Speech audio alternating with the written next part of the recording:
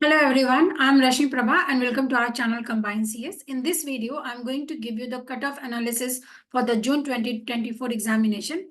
And basically, we are going to analyze the computer science paper. So let's get started with this video. So as per the student feedback, the question paper was easy to moderate. बिल्कुल भी tough question paper नहीं आया है. Easy to moderate level का paper आया है. Again जैसा पहले भी क्वेश्चन पेपर आते थे, आपका पेपर वॉज वेरी लेंदी.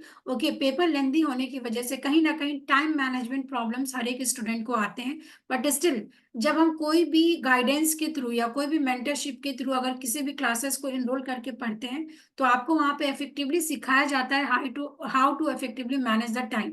तो टाइम को मैनेज करना again that is a very difficult task in the examination. उसकी प्रैक्टिस होनी चाहिए. Paper was completely theoretical. काफी सारे सेक्शंस होते हैं जहां से न्यूमेरिकल क्वेश्चन एक्सपेक्ट किया जाता है. बट आपका operating system, computer architecture, even network हो गया, इन सबसे न्यूमेरिकल क्वेश्चंस आपके नहीं देखे गए. स्टेटमेंट बेस्ड क्वेश्चन था, मल्टीपल चॉइस क्वेश्चंस था, और सबसे ज्यादा क्वेश्चन इस बार पूछा गया है सीक्वेंस में अरेंज करने के लिए, including paper 1 as well as paper 2. पहले ऐसा होता था, पेपर 1 में ऐसे क्वेश्चंस पूछे जाते थे, but now onwards in the paper 2 जो आपका कोर सब्जेक्ट होता है, वहां से भी आपके 80% जो क्वेश्चन है वो सीक्वेंस में अरेंज करने का पूछा गया है. तो that makes the question very lengthy.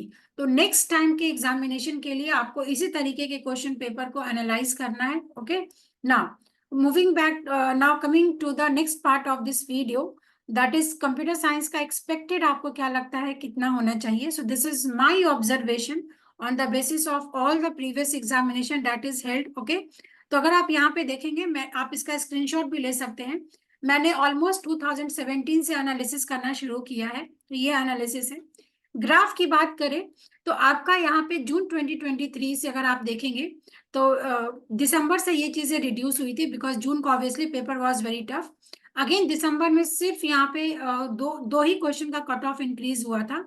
और अगर हम दिसंबर की बात कर ले, जितने भी टोटल कैंडिडेट्स फॉर्म को फिलअप करते हैं उसमें से 44 कैंडिडेट्स हैं, जो कि 1% होता है जितने लोगों ने एग्जामिनेशन अटेम्प्ट किया है, जेआरएफ क्वालिफाई किया है, और 759 स्टूडेंट्स ने नेट क्वालिफाई किया है.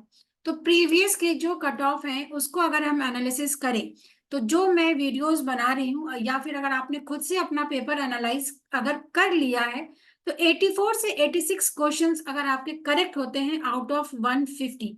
मैं यहाँ पे क्वेश्चन की बात कर रही हूँ, मार्क्स की बात नहीं कर रही. कितने सारे ऐसे भी एस्पिरेंट्स हैं जो मार्क्स समझ लेते हैं, नहीं. टोटल 150 में से अगर आपका 84 से 86 क्वेश्चन सही हो रहे हैं, तो आपकी पॉसिबिलिटीज है कि आप इस बार नेट क्वालिफाई कर लेंगे. अगर आपने जेआरएफ के लिए एग्जामिनेशन दिया है तो आप मान के चलिए 94 से 96 क्वेश्चंस अगर आपके सही हो रहे हैं, मतलब नेट से आप बढ़ा लेंगे 10 क्वेश्चन. अगर आप इस लिमिट में आ रहे हैं तो आपका जेआरएफ क्वालिफाई हो जाएगा. अब अगर आप किसी भी रिजर्व कैटेगरी को बिलोंग करते हैं, like OBC, like SC ST, and like physically handicap, तो आपके कट ऑफ और नीचे डिक्रीज होते चले जाएंगे. तो आप यहाँ से 10 या ऑलमोस्ट 7 क्वेश्चंस और डिक्रीज कर लीजिएगा. सो this is the expected cut off for the June 2024 examination.